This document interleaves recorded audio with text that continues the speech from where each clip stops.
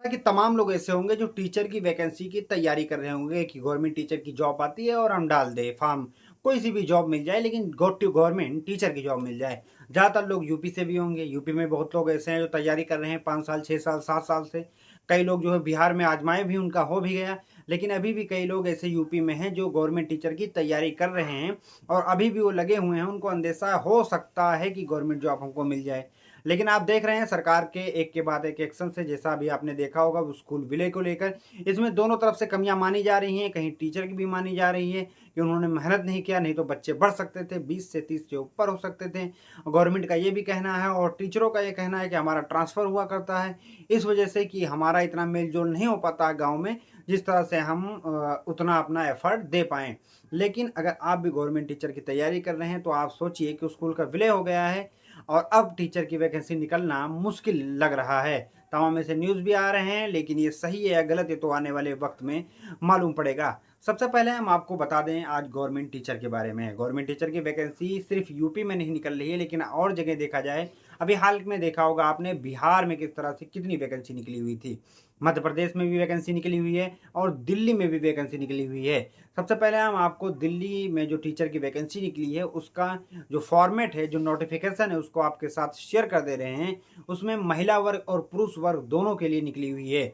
TGT PGT अगर आपने किया है तो उसकी भी वैकेंसी है, आपके सामने हम शेयर कर रहे हैं। अभी आप देखिएगा कितनी वैकेंसी है, कितने पद हैं और किस किस चीज़ों के पद हैं।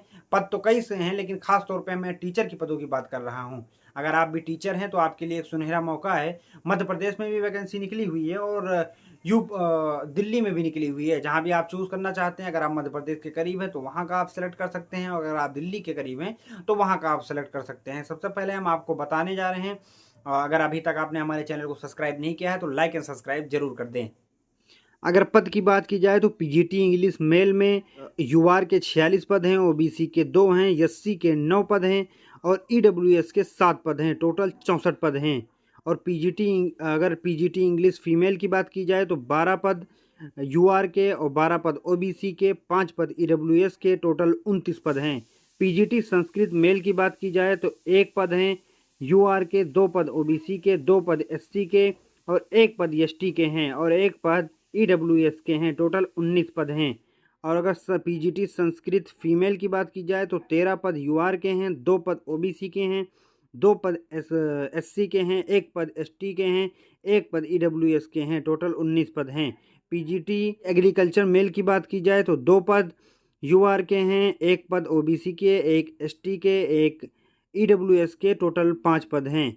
और डोमेस्टिक साइंस टीचर की अगर बात की जाए तो 8 पद यूआर, 9 पद ओबीसी, 5 पद एससी, 1 पद एसटी और 3 पद ईडब्ल्यूएस के हैं। टोटल 26 पद हैं। और एमपी में जो टीचर की वैकेंसी निकली है उसमें 13,000 शिक्षक भर्ती होंगे, लेकिन इसमें एक दुखद खबर ये है कि शिक्षक भर्ती में डीएलएड धारक अभ्यर्थी ही शामिल होंगे। इस भर्ती प्रक्रिया में बीएड डिग्रीधारियों को पात्र नहीं माना गया है। आवेदकों को विभिन्न पदों के लिए आवेदन करना होगा। इच्छुक योग्य उम्मीदवार esb.mp.government.in पर जाकर 18 जुलाई 2025 से 6 अगस्त 2025 के बीच आवेदन कर सकते हैं। यह परीक्षा स्कूल शिक्षा विभाग के 10,150 पदों और जनजातीय विभाग के 2,939 पदों के लिए आयोजित की जाएगी।